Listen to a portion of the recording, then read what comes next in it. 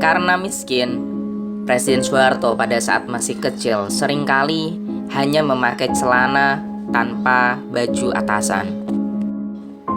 Seperti halnya yang ia ceritakan dalam autobiografinya yang berjudul Pikiran, Ucapan, dan Tindakan Saya yang terbit tahun 1989 halaman 9. Ketika sedang bermain bersama sepupunya di depan rumah Noto Sudiro. Noto Sudiro adalah buyut dari pihak ibu Presiden Soeharto. Kala itu Noto Sudiro tengah menjahit baju surjan. Baju surjan adalah baju yang biasa dipakai oleh orang Jawa. Kemudian Presiden Soeharto kecil disuruh mencoba baju surjan tersebut. Ia teramat senang karena menyangka baju itu akan segera menjadi miliknya. Namun tak lama kemudian Darsono pun datang. Darsono adalah sepupunya. Setelah Darsono tiba, Soeharto disuruh melepaskan baju yang tengah ia coba dan kemudian memberikannya kepada sepupunya. Darsono sebetulnya tak lebih membutuhkan baju itu daripada Soeharto. Sebelum masuk sekolah, adik sepupunya tak pernah memakai kemeja dan hanya telanjang dada.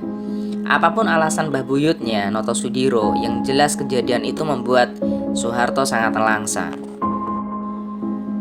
Wah, hidup kok begini, keluh Soeharto mengenang insiden baju tersebut.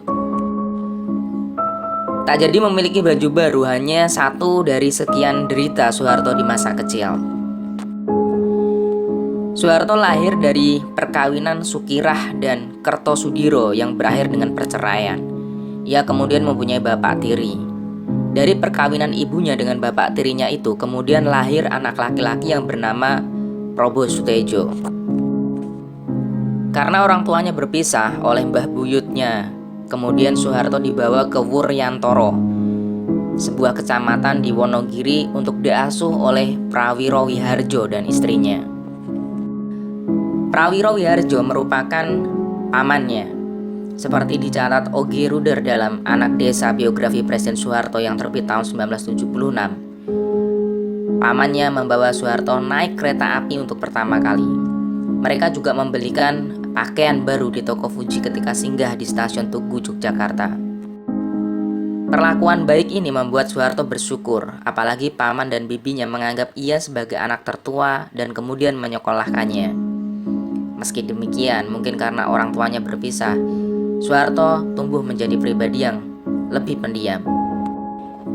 Selepas menyelesaikan pendidikan dasar di Shackle School Muhammadiyah, Soeharto mulai mencari kerja. Mula-mula ia sempat jadi pembantu klerek di sebuah bank desa. Namun ternyata pekerjaan itu tak cocok baginya. Kemudian Soeharto mencoba melamar masuk KNIL atau Tentara Kerajaan Hindia Belanda. Menjadi serdadu company membuatnya punya penghasilan yang cukup, lebih dari sekedar untuk membeli baju baru. Soeharto masuk pendidikan militer di Gombong. Ia merasa cocok dan kian tertarik dengan pekerjaannya sebagai tentara. Ia bahkan termasuk lulusan terbaik. Kembali menurut O.G. Ruder dalam Anak Desa Biografi Presiden Soeharto yang terbit tahun 1976, anak kemusuk ini menjadi prajurit teladan dan dalam waktu yang singkat pangkatnya dinaikkan menjadi sersan saat ia berusia 21 tahun. Kemudian Soeharto menikahi putri dari seorang priai, yakni Raden Siti Hartinah alias Ibu Tin. Tak seperti kedua orang tuanya, perpisahan Soeharto dengan Siti Hartinah hanya dipisahkan oleh sang maut. Oke, thank you for watching. Itu saja info yang bisa saya bagikan. Mohon maaf jika ada salah-salah kata dan salah-salah sebut. Assalamualaikum warahmatullahi wabarakatuh.